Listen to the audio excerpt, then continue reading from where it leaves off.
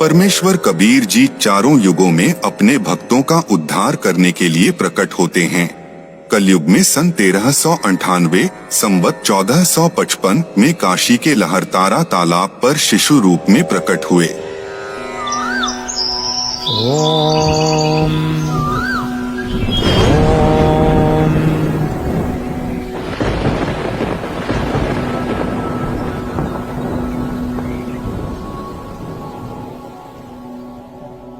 आज मुझे ये कैसा दृश्य दिखा? यह मेरी भक्ति की उपलब्धि है या मेरा दृष्टि दोष है? इसके विषय में गुरुदेव स्वामी रामानंद जी से पूछूंगा। यह विचार करके ऋषि अष्टानंद जी बीच में ही अपनी साधना छोड़कर अपने गुरुदेव के पास गए। इस सृष्टि में सर्व अवतारगण माता के गर्भ से जन्म लेकर अपना प्रारब्ध पूरा करते हैं।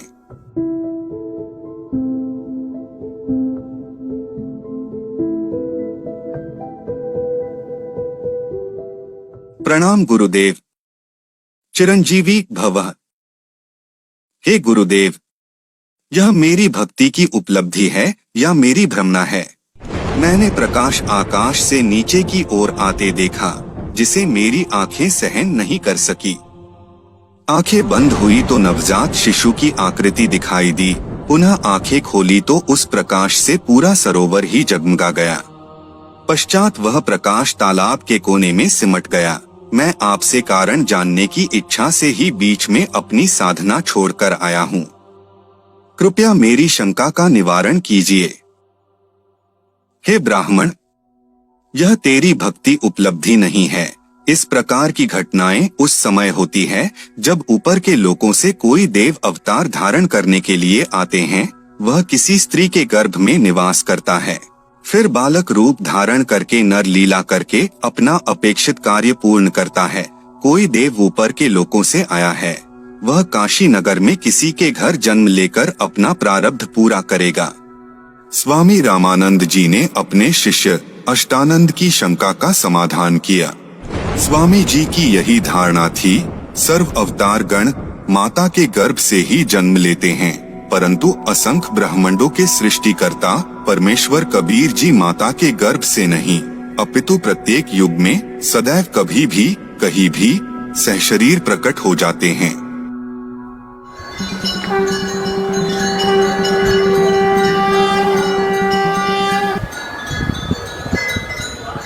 वहीं उन दिनों काशी नगर में जुलाहों की कॉलोनी में दो मुसलमान पति पत्नी रहते थे, जिनका नाम नीरू नीमा था। इन दोनों का जन्म ब्राह्मण कुल में हुआ था। पति का नाम गौरीशंकर और पत्नी का नाम सरस्वती था। गौरीशंकर ब्राह्मण भगवान शिव का उपासक था। शिव पुराण की कथा करके भगवान शिव की महिमा का गुणगान किया करता, जिसके फलस्वरूप पूरे काशी नगर में गौरीशंकर की प्रसिद्धि होने लगी।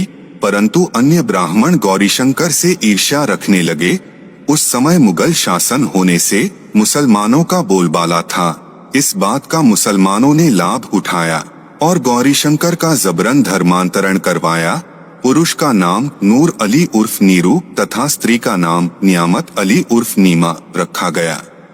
कुछ दिनों बाद नीरू नीमा ने विचार करके अपने निर्वाह के लिए कपड़े बुनने का कार्य प्रारंभ किया, जिस कारण से वे जुलाहा कहलाए।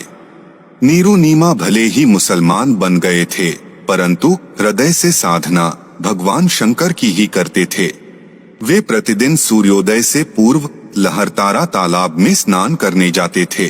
नीरू नीमा के विवाह के कई वर्ष बीत गए थे, परंतु उनको कोई संतान नहीं हुई।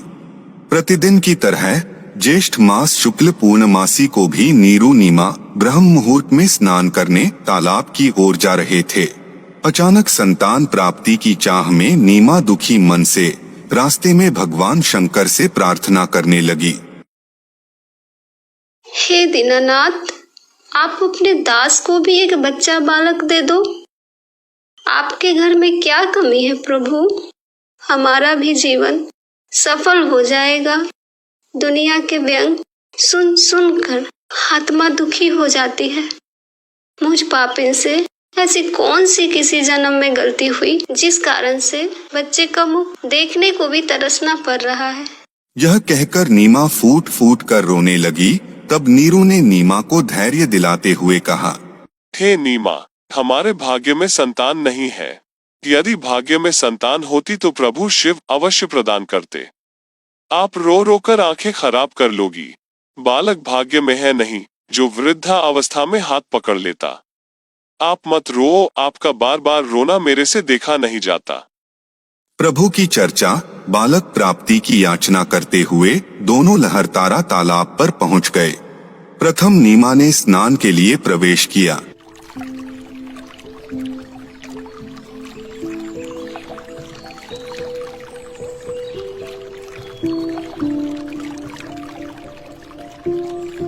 नीमा के स्नान करने के पश्चात नीरू ने स्नान करने के लिए तालाब में प्रवेश किया।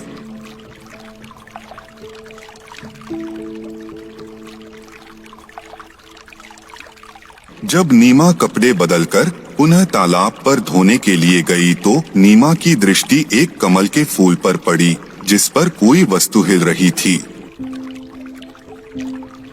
नीमा को लगा कोई सर्प है, परंतु उसको ध्यानपूर्वक देखा तो कोई बालक था। देखो जी देखो, एक छोटा बच्चा बालक कमल के फूल पर लेटा है, वो डूब न जाए। नीमा, बच्चों की चाह ने तुझे पागल बना दिया है। अब तुझे जल में भी बच्चे दिखाई देने लगे हैं। मैं सच कह रही हूँ। देखो, सचमुच एक बच्चा कमल के फूल पर है, वो रहा। देखो देखो। हे भगवान, यह तो सचमुच एक बच्चा है।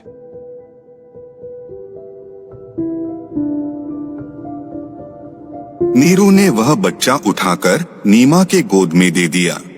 नीमा ने परमेश्वर का मुख चूमा, पुत्रवत प्यार किया। जिस परमेश्वर की खोज में ऋषि मुनियों ने जीवन भर हठपूर्वक साधना किया, परंतु उन्हें वह नहीं मिला। जिस परमात्मा का नाम लेने से ही आंखों में आंसू भर जाता है, उनके गुणों को सुनकर कंठ भर जाता है, जिसके नाम से ही शांति होती है, वो पूर्ण ब्रह्म आज नीमा के सीने से पुत्रवत लगा हुआ था।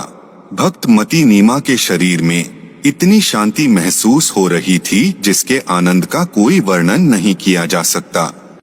स्नान करने के तत्पश्चात नीरू ने बालक के बारे में विचार किया। क्या बच्चे को घर ले जाना उचित होगा? कहीं नगर के लोग ये ना कहने लगे कि किसी और का बच्चा चुरा कर लाए हैं।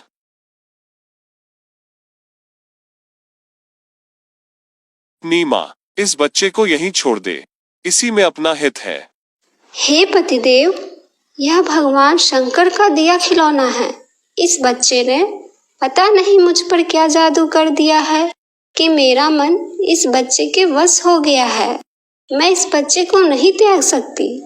यदि हम इस बच्चे को नगर में ले गए तो नगरवासी हम पर शक करेंगे, सोचेंगे ये किसी और का बच्चा चुरा कर लाए हैं।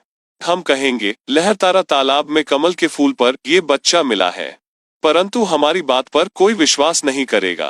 हो सकता है कि वे हमें नगर से भी निकाल दें। मैं इस बालक के साथ देश निकाला भी स्वीकार कर लूंगी, परंतु इस बच्चे को नहीं त्याग सकती।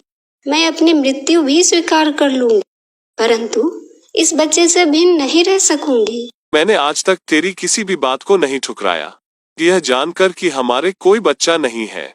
मैंने तुझे पति तथा पिता दोनों का प्यार दिया है। तू मेरे नम्र स्वभाव का अनुचित लाभ उठा रही है। आज मेरी स्थिति को न समझकर अपने हठी स्वभाव से मुझे कष्ट दे रही है। या तो इस बच्चे को यहीं रख दे, वरना आज मैं तेरी बहुत पिटाई करूंगा।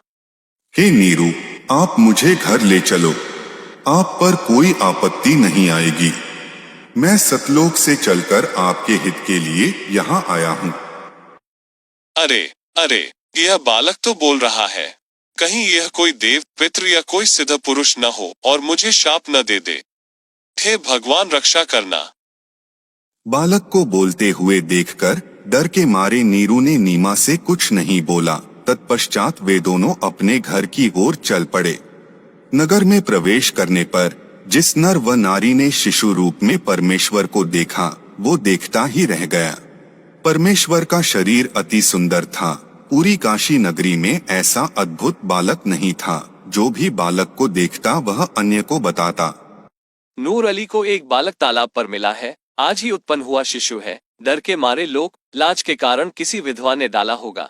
बालक को देखने के पश्चात उसके चेहरे से दृष्टि हटाने का दिल नहीं करता, आत्मा अपने आप खींची जाती है। पता नहीं कैसा जादू है बालक के मुख में। पूरी काशी परमेश्वर के बालक रूप को देखने के लिए उमड़ पड़ी। बच्चे को देखकर सभी तरह तरह की बातें कह रहे थे। ये बालक तो देवता का अवतार है। ये भगवान शिव ही अपनी काशी नगरी को कृतार्थ करने को उत्पन्न हुए हैं। जिसको जो समझ में आता वह बालक के लिए वही बोलता। कोई कहता कि यह किन्नर का अवतार है, कोई कहता कि यह पितर नगरी से आया है। यह सर्व वार्ता नीमा ने सुनकर कहा, हे अल्लाह, मेरे बच्चे की इनकी नजर से रक्षा करना। तुमने कभी बच्चा देखा भी है कि नहीं? ऐसे समूह के समूह मेरे बालक को देखने आ रहे हो? नीमा, हमने बालक तो बहुत देखे हैं, परंतु आपके बालक जैसा नहीं, इसलिए हम इसे देखने आए हैं। काशी के नगरवासियों की बात सुनकर श्री ब्रह्मा, विष्णु तथा शिव जी भी अपने अपने लोकों से झांक कर देखने लगे और काशी के वासियों से अपने में से एक बालक होने की बात सुनकर बोले, यह बालक तो किसी अन्य लोक से आया है। इसके मूल स्थान से हम भी अपरिचित हैं। यह बालक बहुत शक्ति युक्त कोई सिद्ध पुरुष होगा। असंख्य ब्रह्मांडों के रचनहार परमेश्वर कबीर जी इस लोक में जब आते हैं तो प्रत्येक युग में किसी निसंतान दंपति को प्राप्त होते हैं। वह अपने ज्ञान का प्रचार प्रसार दोहों लोकोक्तियों और वाणियों के माध्यम से करके चले जाते हैं। इस बात की जानकारी ऋषि, महात्मा और देवताओं को भी नहीं होती। वो परमेश्वर को केवल एक संत समझकर यथार्थ लाभ प्राप्त करने से चूक जाते हैं।